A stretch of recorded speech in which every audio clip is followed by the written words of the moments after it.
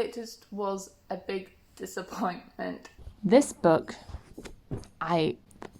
because that implies something happened.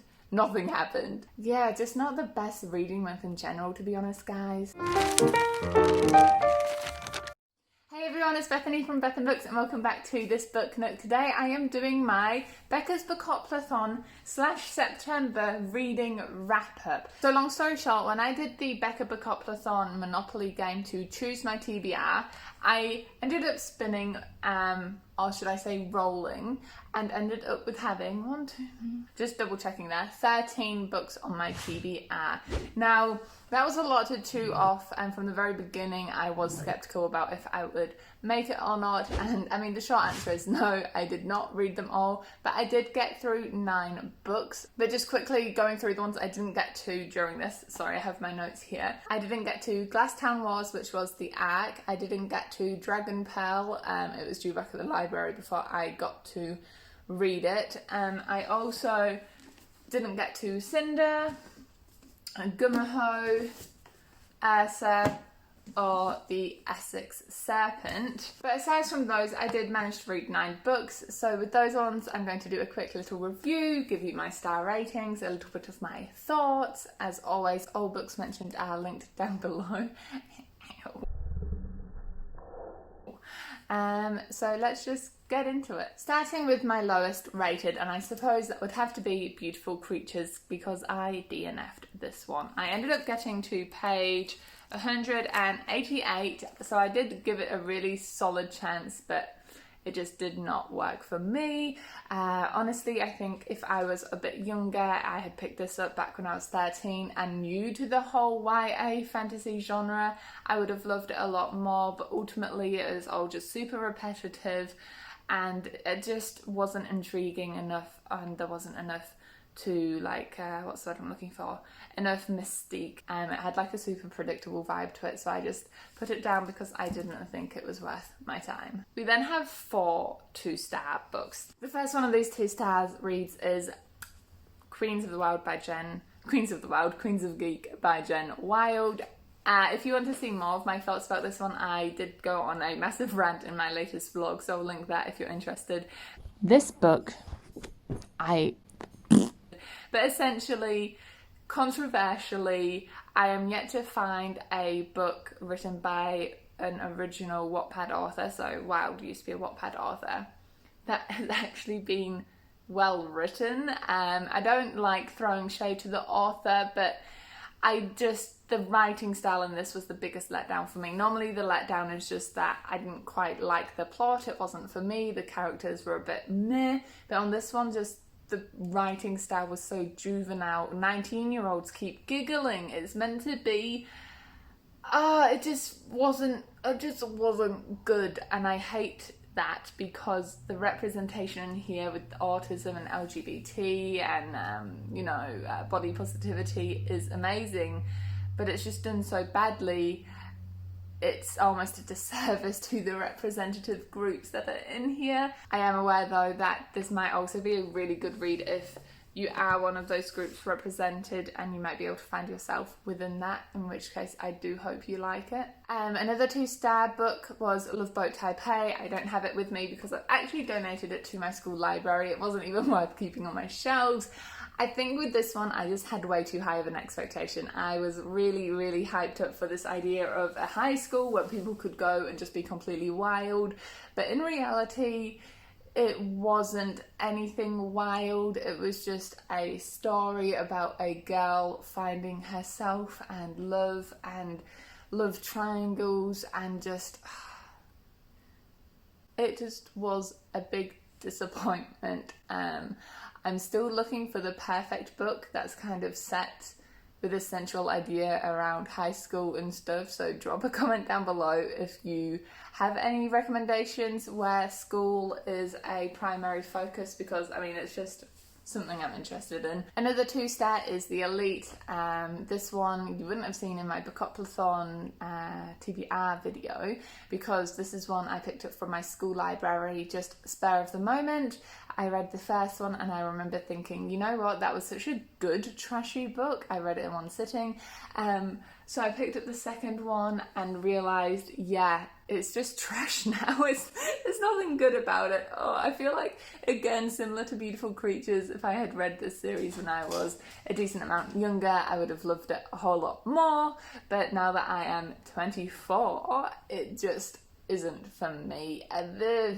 Literally nothing happens in this book. Like the plot, what plot? You can hardly even call it a plot because that implies something happened.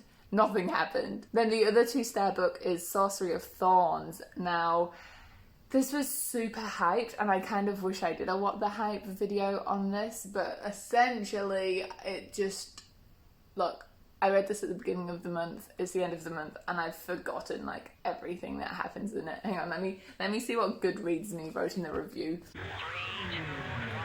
Oh yeah, okay, now I remember. The biggest letdown in this was the plot for me. Yeah, just not the best reading month in general, to be honest, guys, but this one, as you can tell, was just unforgettable. Nothing really wow happened, but I did make a note saying that I loved how at times it felt like we were in the, what do you call it, the restricted section in the Hogwarts school library.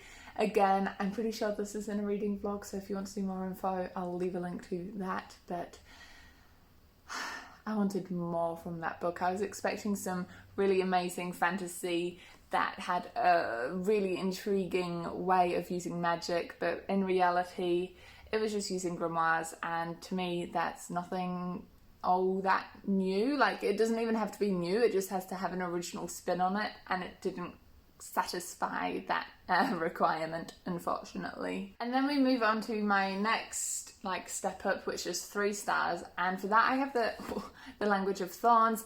Now, understandably, part of my issue with this is 100% my own fault. I did not realise it was retellings. I thought it was more like high fantasy short stories that linked to the Grishaverse. I was wrong. I was so... what? Oh my gosh, let me fix this. No, I was so wrong. I totally should have read the blurb better. So I take that as my own fault. I keep doing this to myself. I keep picking up retellings when I know I'm not the biggest fan of them. So essentially this is an anthology, 7 short stories, and all of them are retellings. I wouldn't have minded that if they were a little bit quite different from the original tales, but I thought that they were all just a little bit mundane. So moving on there, I have 2 4 stars to share with you. The first one being Empress of Salt and Fortune. I got this one out on ebook, and I actually thought it was a real nice way to read it. It was really quick. It gave me vibes like Sherlock Holmes, not in the mystery aspect, more in the structure aspect. So if you're unfamiliar, Sherlock Holmes is essentially short stories, and you're introduced to the mystery, you investigate the mystery, Sherlock tells you how he solved it and who the criminal is. In this one, in this collection, you are introduced to an object, our main character, whose job it is to collect the verbal history of people and record it down, asks the person about this object, and then you're told a story relating to said object, and then at the end of each short story, they're called chapters, but to me they're definitely much more like short stories. You're kind of given this clue, and at the end of the story, all of the short stories come together into one big revelation, which I liked, but the reason I dropped it the star is it just got a bit repetitive for me. But honestly, I think it was a really nice novel collection. 100% see this being read by an adult. It isn't child friendly, but as an adult for nighttime stories, so you had it on your bedside and read one a night, I can definitely see that being a vibe. And then my other 4 stars was The Lovely Bones. I read this one as my book club pick with my students at school, so again, one you wouldn't have seen in the TBR video. I really loved it, following Susie Salmon. It was a lot darker than I expected. I just feel like the ending was a bit unsatisfactory for me. I feel like everyone and their mothers, fathers and brothers has read this book. So, do I say it? Okay, slight spoiler. The way that the murderer is killed at the end felt really just unsatisfying to me. I really wanted there to be more of a conviction placed, or sorry about the lighting there, guys. I really wanted there to be more of a conviction placed on the murderer. So yeah, it wasn't quite satisfying. But then we have my favourite book of the month, and that was The Seven Husbands of Evelyn Hugo. I gave this 4.5 stars. Again, just letting you know, if you want, I did do a What the Hype episode on this one, so I'll leave that linked if you want to see my more in-depth review. But long story short, it surprised me how much I liked it. I did not expect to enjoy following a famous person as much as I did. I think the kicker for me, what it did really well, was bring up conversations around how women and gay people are treated in Hollywood. It's definitely a fictional novel, but you could 100% believe it was autobiographical, which I think was Reed's goal in writing this, because it is written from it's like a story within a story kind of thing, an autobiography specifically within this novel. So I really enjoyed that. I also enjoyed the friendships as well. I thought Evelyn was an amazing character. The only thing that stopped me from giving it 5 stars was essentially the pace. I thought it went on a bit too long, and around like the middle third of the book could definitely have been shortened, and then the ending of the book really delved into a little bit like more to give it just that extra satisfying oomph that I think it could have benefited from. But either way, that is my September wrap up. Not the most, how do I put this, highly rated, and there were definitely some really decent books in there, but for the majority I have ended this month feeling quite disappointed with my reading. But if you've seen my Real Chooses My TBR episode, I'm quite excited for some up in that cubby over there. So thank you for making it this far into the video. Please consider leaving a cheeky like and subscribe down below to keep up to date with the upcoming videos. But with all that said and done, please enjoy all the places you go in your own reading adventures, and I will see you in the next video. Bye.